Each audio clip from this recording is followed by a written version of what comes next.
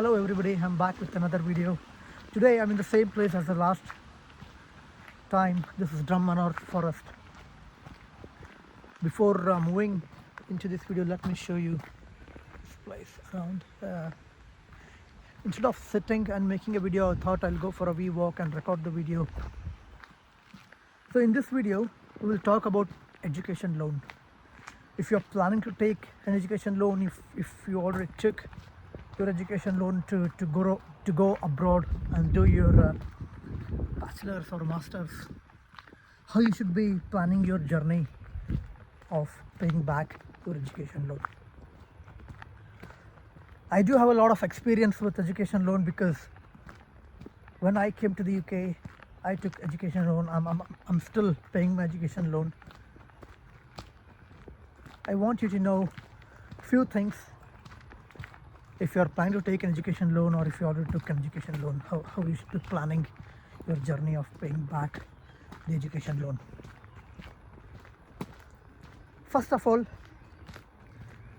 just have a think if you need an education loan. If you have enough financial backing from your family, or if you have saved enough to fund your studies abroad, I would advise you to go for that and use your own money. Or even if you want to take an education loan, but take an education loan for the sake of saving your tax, then that should be okay, but you should be paying that back as soon as possible. But most of the people take an education loan because they need an education loan to complete their studies abroad. So there are different aspects involved in taking an education loan and paying that back. I'll break down some of the most important aspects of education loan education loan in this video. So please stay with me and let me show you around here. There is a wee tree which has been converted to a kind of chair. So let me see. Right, okay. It's not a very comfortable place to sit and record a video, so I'll just walk. Right. Okay. We'll discuss most important aspects of an education loan and what you should know and what you should not be doing. As I said, firstly, let's have a think and see if you need an education loan to complete your studies abroad.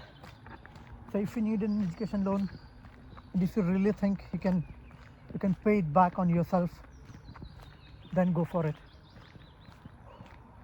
Especially if you're coming to the UK and the job market here at the minute is not very good for international graduates. So if you're coming here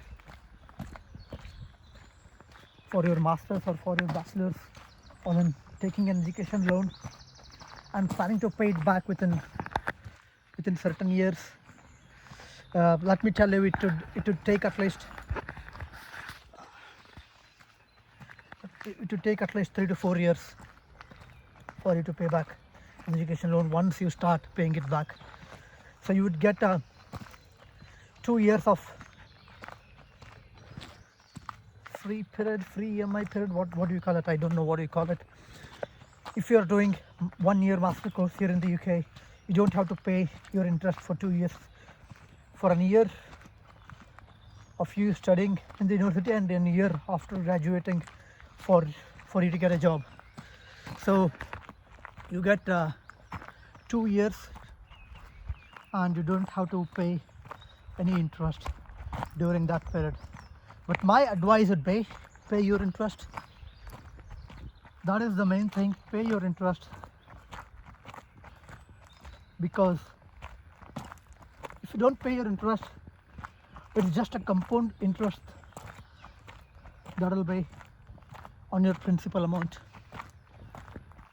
So please pay your interest if you can. So during your studies here, once you start your part-time job, try to pay your at least your interest, like £200 a month or £300 sometimes, which is 20,000 or 30,000 Indian rupees.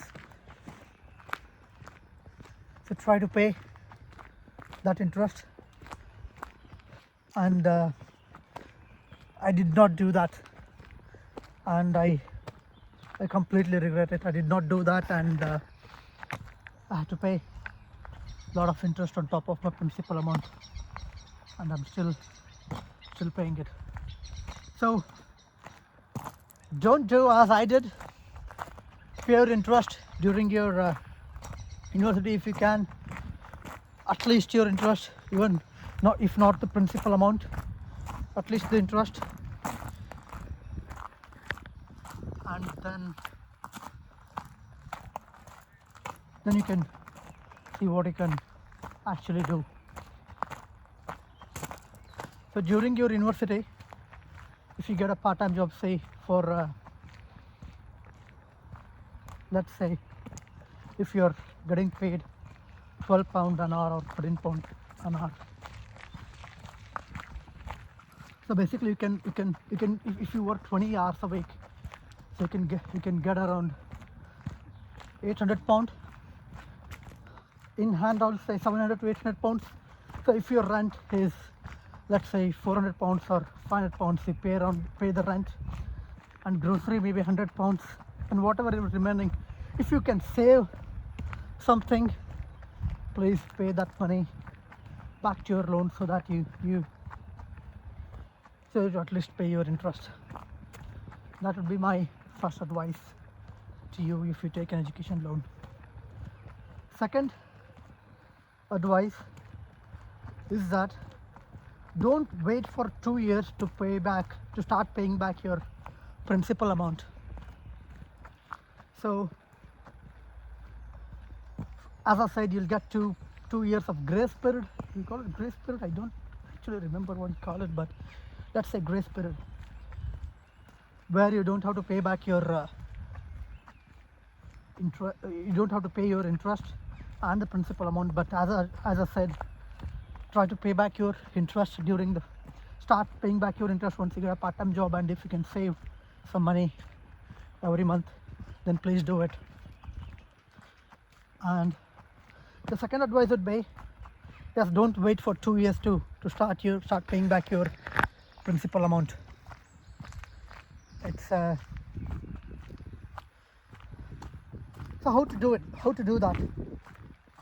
So once you complete your course or complete your master's 1-year degree, there will be many people who will be doing bachelor's, of course, but I'm only focusing on the people who will be coming to the UK or who are already in the UK doing their masters. So once you complete your 1-year course, you get to work full time. You don't have to stick to your 20 hours a week rule. You can do more than that, 40 hours, 50 hours, you can do more than that. So as I said, don't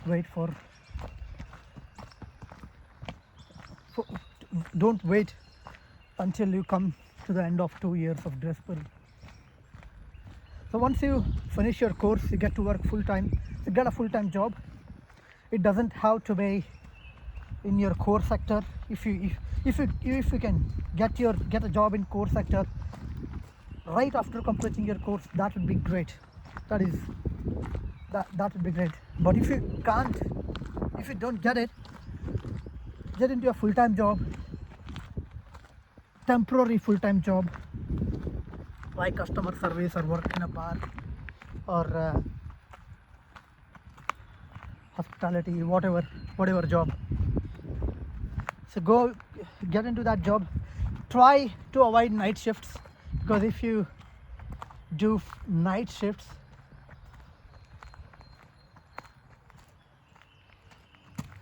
full-time job which has a night shift, it'll be very hard for you to balance different stuff like job application, cooking, eating, and all this stuff.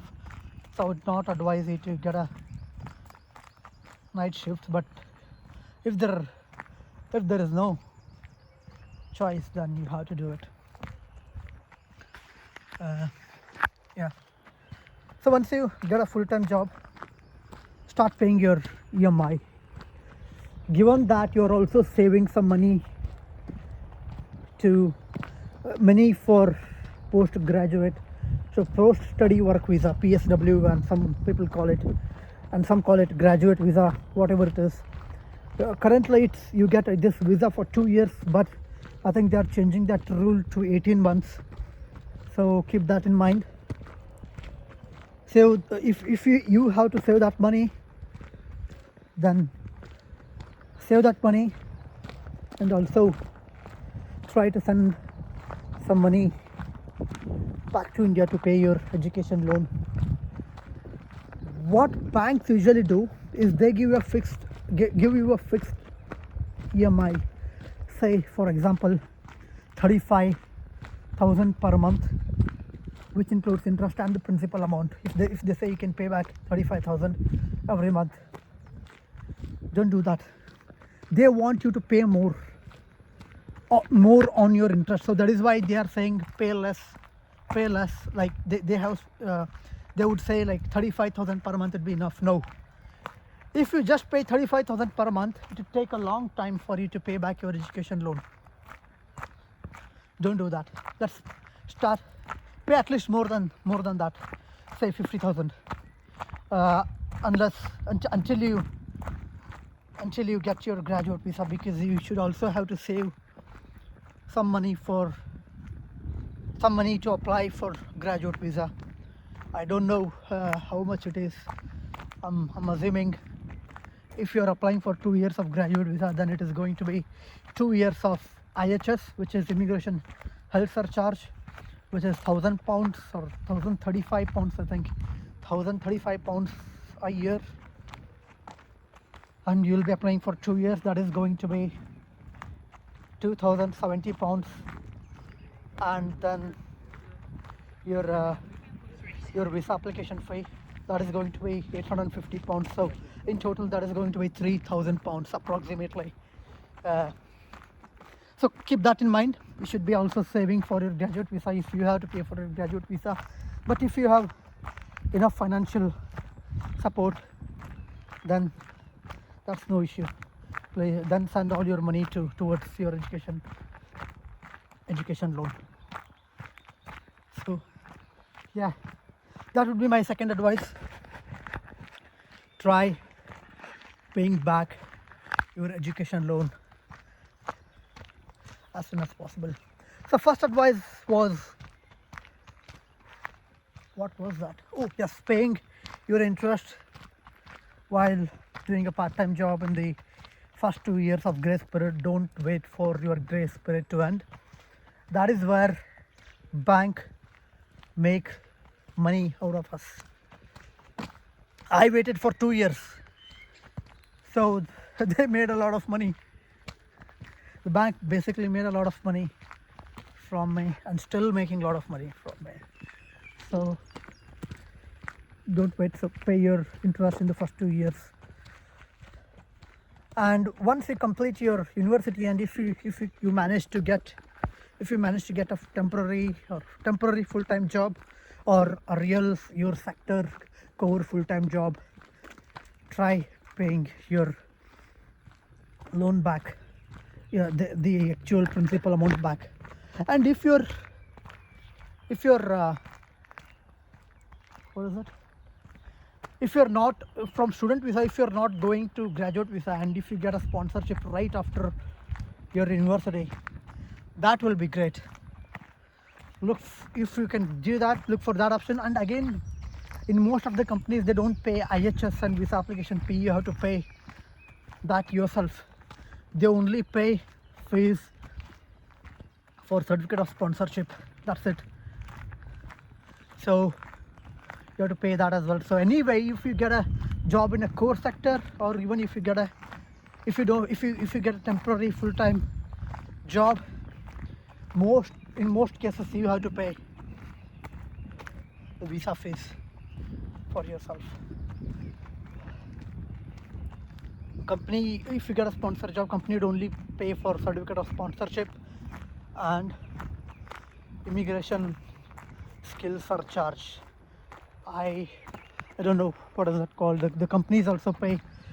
If you're going from student visa to sponsored visa, company don't have to pay immigration skill surcharge. They would only pay for course application fee, right? Okay, so keep that in mind as well. But one of my friends, I'm not going to mention their name, but mention their name or the company, but their complete cost for visa application, sponsored visa application and all the IHS was taken care by the company itself.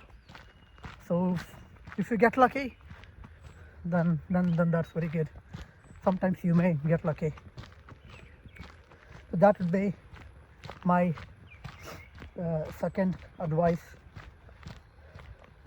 So the next advice would be, try to pay your loan back as soon as possible, because it is going to be the most stressful thing if you are living in the UK and paying back your education loan. So don't just, so if you drag paying back your education loan, you will have stress all the time. The financial stress of paying back the big loan is not comparable to any other stress that you'll be having during that time. So just keep that in mind. That would be my third advice.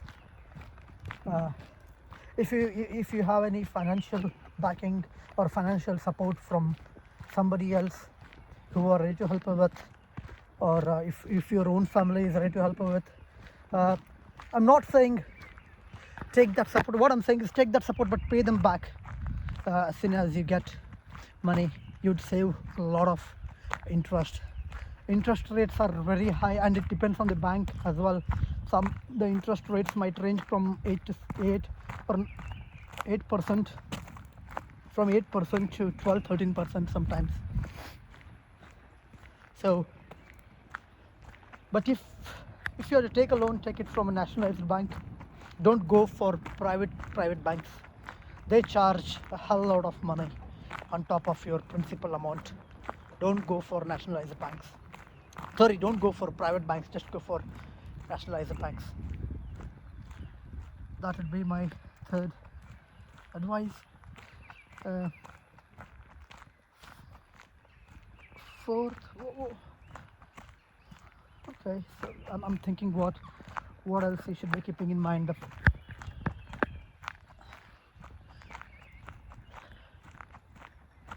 Right, this ends here. Okay, I should be. No, I can go there. Let me show you around.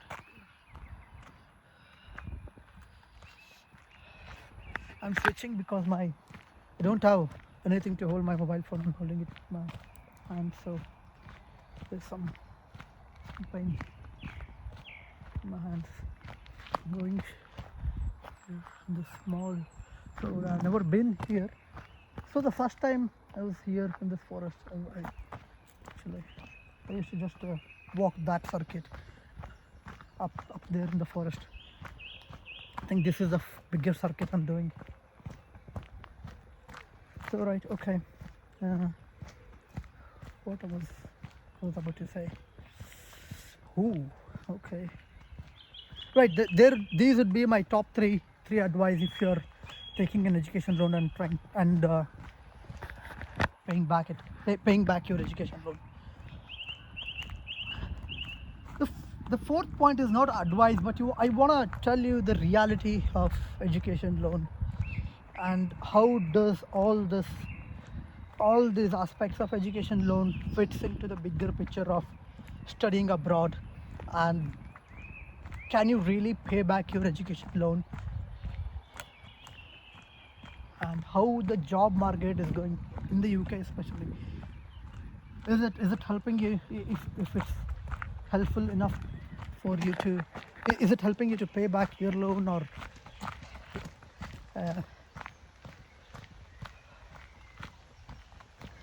the current job market is, it's not so good for international graduates because of all the different changes, in the sponsored visa rules, tier 3 skilled worker visa. They have the government, or the main focus of the government at the minute, or the complete political system here in the UK. The main goal is to restrict immigrants coming into the UK. So they have been setting up these new rules which are not so friendly for international graduates, and these rules are restricting the companies from hiring the international graduates. So what if you don't get a job? I'm not saying you'll not get a job, I'm just saying what if. So considering this what if question is really, really important. What if you don't get a job, and how are you going to pay back your education loan? So let's discuss on that point for the next couple of minutes. There are people here. So what I was saying is, yeah, what if you don't get a job, and how are you gonna pay back your education loan? Please think of this question. The water is not very good, and there are flies all around it. They should clean this water. There is a lot of algae. So if you can see it, but yeah, there are a lot of flies. I think this should be the very unpleasant part of this forest, where there are literally, I can see the flies flying all over here. So, and there are kids playing that side, and which is not a very good part of the forest. Anyway, so please think of this what if question. And if you can pay back all of your education loan before, if you don't get sponsorship and if you apply for graduate visa, try paying back all of your education loan before you come to the end of your graduate visa. That would be my advice. If you take education loan and if you don't get sponsored, or if you don't get a sponsored job right after you graduate from the university. So I think it's 24 minutes, and I just want to show you this place here, which I was there is a very small kind of a hut to sit, and there are many seats